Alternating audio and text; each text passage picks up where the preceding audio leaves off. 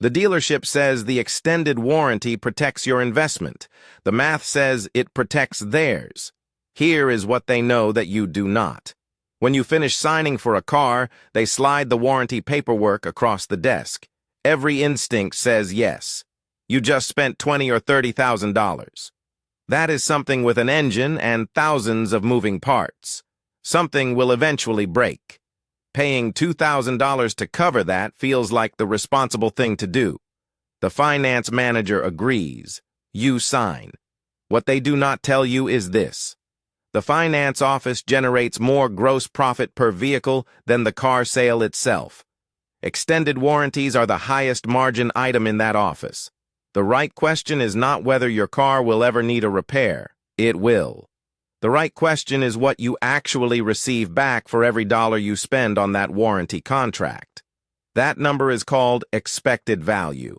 Every casino and every insurance company in the world knows this number. Every finance manager knows it too. The buyer almost never does. Here is how the math works. A typical extended warranty costs between $1,500 and $3,000. We will use $2,000 as the midpoint. When you pay $2,000, the dealer does not forward all of it to the warranty company. He keeps a portion called the reserve. In many vehicle service contracts, the dealer reserve represents 50% or more of the contract price. On a $2,000 contract, the dealer keeps approximately $1,000. The warranty company receives the remaining $1,000. From that $1,000, they cover administration, overhead, and profit. The percentage paid out as claims is called the loss ratio. For vehicle service contracts, that figure typically runs 50 to 75%.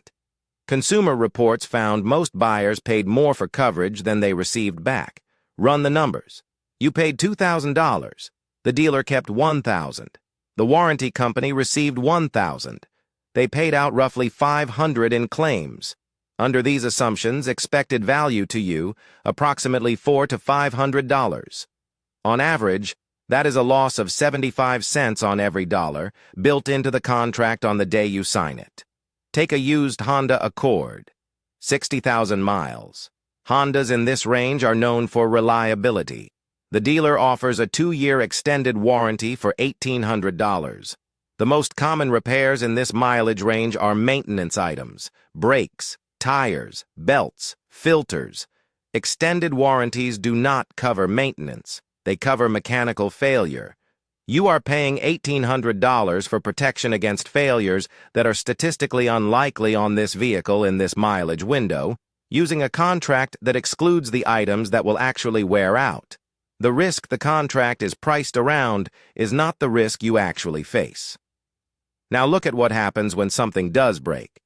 Extended warranty contracts are written to minimize payouts.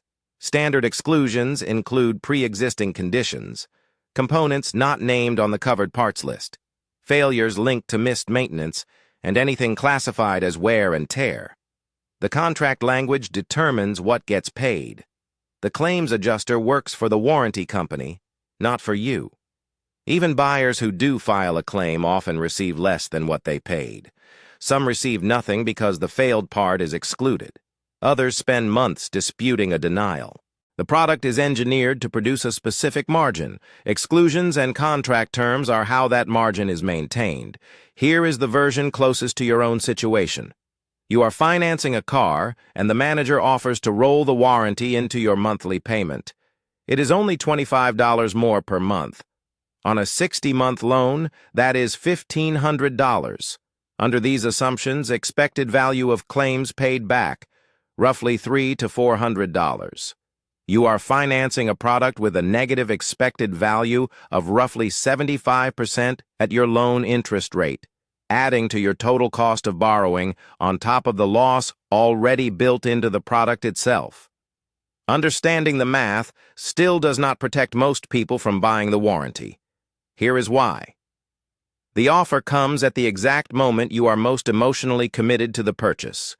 You have just agreed to spend a significant sum of money. Every instinct is pushing you to eliminate whatever uncertainty remains. The finance manager is trained to use that moment. His job is sales, not financial planning. The extended warranty is where his margin is highest. The product is also designed to feel like insurance. Most people correctly understand insurance as a reasonable purchase. The difference is that real insurance is regulated.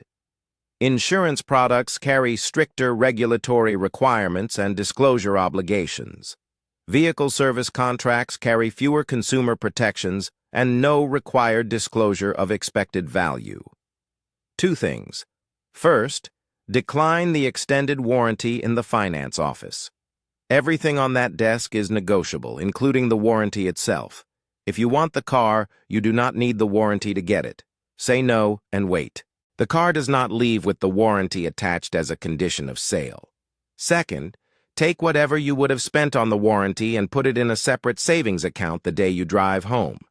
If something breaks, the money is there. If nothing breaks in that window, you keep it.